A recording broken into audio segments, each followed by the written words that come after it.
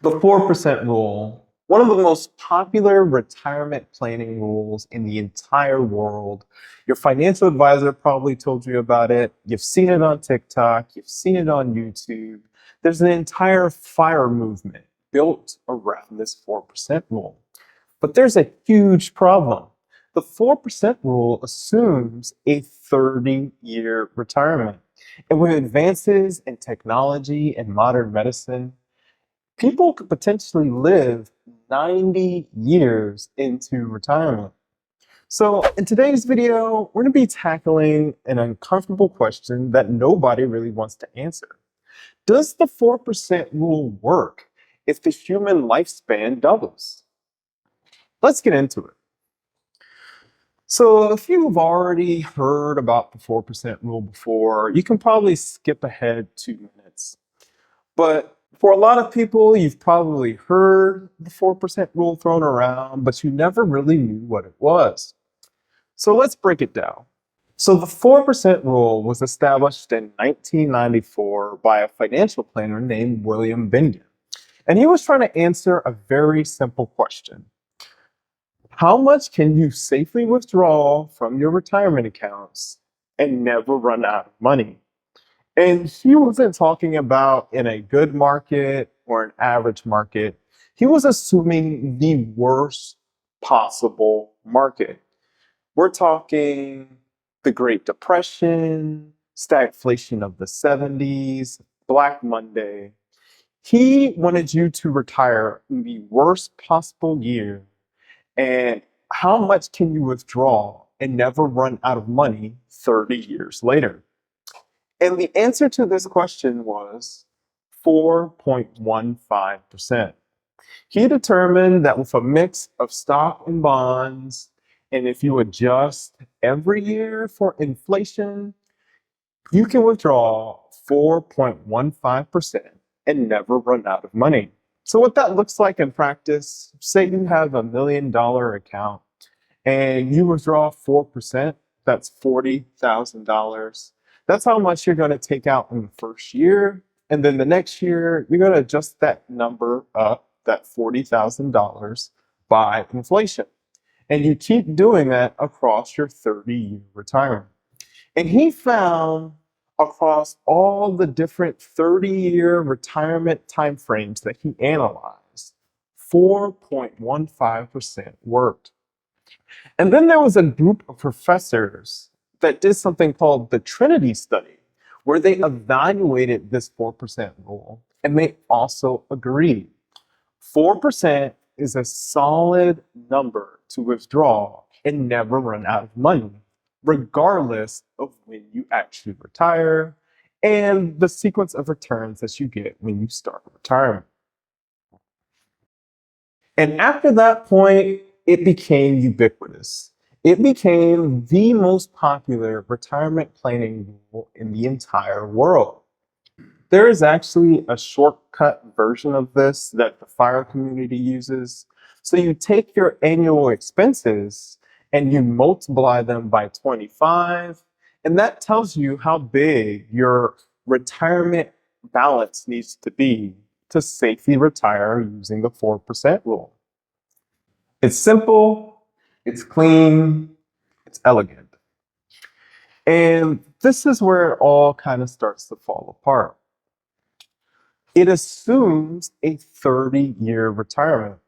And with advances in modern medicine, 30-year retirements could be a thing of the past. How? Hold on, bro. How? And I know what you're thinking.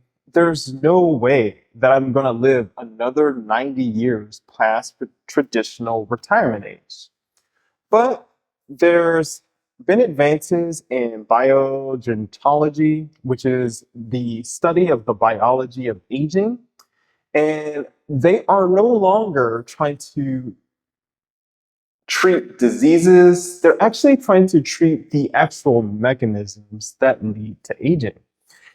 And they've rolled out a series of drugs called senolytics that actually target aged and dysfunctional cells and destroy them so they can't replicate and continue aging you. And one of my favorite studies that's going on this year is by David Sinclair. So he's furthering the research on the Yamanaka factors. So these Yamanaka factors are four factors that if you activated all four of them, it would take any cell and revert it back to a stem cell. But David Sinclair's research found that if you only activate three of those four Yamanaka factors, instead of going back to this unspecified stem cell, that cell can maintain its function, whether it's a brain cell, a lung cell, a heart cell, and you can just de-age it. And he's doing a human trial this year on cells in the eye to try and address glaucoma.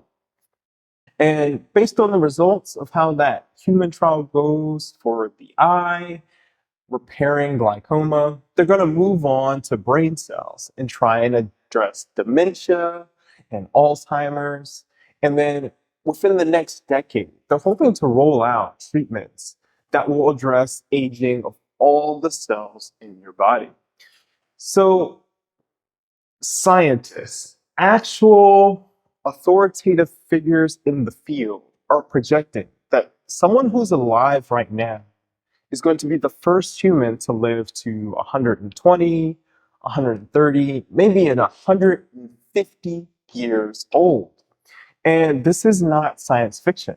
It is coming in the next couple decades. So with all that said, does the 4% rule hold up? What's the difference between a 30-year retirement and a 90-year retirement?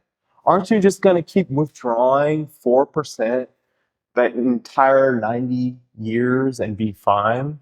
And the answer is not exactly. So when William Bengen did his study, he had a mix of stocks and bonds. And just because you didn't run out of money in 30 years doesn't mean you're not going to run out of money in 90 years. So over a 90-year time frame, you're guaranteed to hit bear markets. You're guaranteed to hit large recessions across that time frame. And the biggest enemy to any retirement portfolio is something called sequence of returns risk. And I'm going to explain this very simply. So imagine two people retire and they have the same retirement account balance. The first person, they have good market years at the start of their retirement, and then they have bad market years toward the tail end of their retirement. And the second person, they have bad market years at the start of their retirement and good market years for the rest of their retirement. Their average returns are exactly the same. So you would think they end up in the same place, but they don't. The person who has the good years first and the bad years second, their money lasts all the way through retirement. The person with the bad years first and the good years second, they actually run out of money. And that's because when their account balance is down toward the beginning of their retirement, they're actually taking withdrawals and locking in those lower returns. So their account balance is smaller and it can't grow as much when the good years hit. This is sequence of returns risk. And this is the big bad of any retirement plan. So the conventional wisdom was if you just have a fixed withdrawal rate that's small enough, then you don't have to worry about it because it will still recover regardless if the good years hit first or the bad years hit first. But the logic has started to change in this industry. So financial advisors started analyzing, well, what if we didn't put bonds in retirement accounts? So bonds are designed to help manage that sequence of returns risk by lowering the impact of those early bad years on your account balance. But one of the key assumptions for bonds being a good allocation in your retirement account is that you have fixed withdrawal rates. If you have the flexibility to actually spend more when the market is doing well and spend less when the market is down, you can actually stay in 100% stock allocations. And you're far more likely to end up with money at the end of a 30, 40, 50, even a 90-year retirement because the expected returns for bonds is about 4%, while the expected return for stocks is about 8%, which is well ahead of inflation and will keep you from running out of money. But fixed withdrawals are not flexible enough for a 90-year retirement because what you think your retirement is going to look like may be completely different than how it actually plays out. Maybe at age 70, you have some major health scare and you spend a bunch of money on medical expenses. Or you hit 80 and you still feel in good shape and you decide, hey, it's time to do that trip around Europe. It's time to travel extensively and you spend way more money. Or heck, you hit 90 and you decide, you know what, I'm going to go do some consulting and you actually have income coming in retirement. Having a flexible retirement plan becomes way more important than just some loose thumble that someone came up with in 1994. This is where the rubber meets the road. You have to actually be flexible with your retirement plan.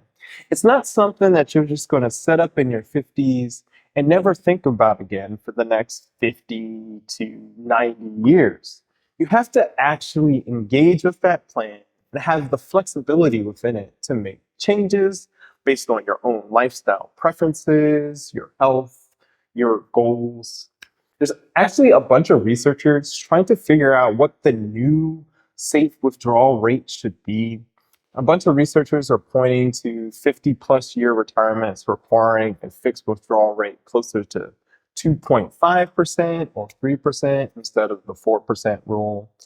But paradoxically, William Bengen actually revised his 4% rule a few years ago, saying that it was overly conservative. And no one actually retires in the worst possible sequence of bad market returns across their retirement. So he was saying that you can actually adjust your spending up to 4.7%. The truth is, you need to have a plan, and it needs to be flexible enough to adjust to what the market actually gives you. So whether you try and fix it to 2.5% and be uber conservative, or you flex it up to 4.7% in line with William Bengen's new guidance, or you have the flexibility to set up withdrawal guardrails that will flex up and down based on the sequence of returns that you actually get in retirement. Just know that you need flexibility in your retirement plan, especially when you could be in retirement more time than you are actually working in the workforce. And another thing to consider here is your timing of your Social Security benefits. So if lifespans out to 120, 130, or 150 years actually become possible, the best possible thing you can do is wait until age 70 to start your Social Security withdrawals. Because Social Security actually adjusts up every year with inflation. It is a fixed stream of income that will adjust with inflation that is locked in for the duration of your retirement. And that kind of insurance against market downturns is massive when your retirement might have to stretch 80 or even 90 years. So the takeaway from today, the 4% rule isn't bad, but it's only a starting point. And like most rules of thumb, it has an expiration date. And as crazy as it might sound to live to 150 years old, think about in 1900, the average life expectancy was age 47. So living to 85 or 90 years old, like a lot of people are doing today, seemed just as crazy to people in 1900 as living to 150 sounds to you right now. And the time to start planning for that reality isn't when you're deep into retirement, it's before you hit it. Whether it's 5 years, 20 years, 30 years, you need to start thinking about this right now. And if today I gave you some food for thought and some potential strategies on how you will actually tackle a 40, 50, 60-year retirement, like the video, subscribe to the channel, and share it with somebody else who is thinking through a long retirement. Keep getting 1% better every day, and I'll catch you next time. Understand the market, keep your vision on the prize, building up the wealth right in front of your eyes. Talk Higgins, yeah, we keep it moving. Talk Higgins, watch the wealth improving. Markets and the money, making sense of the math, helping you navigate the financial path. Talk Higgins, subscribe for the vision. Stay smart, stay invested. We out.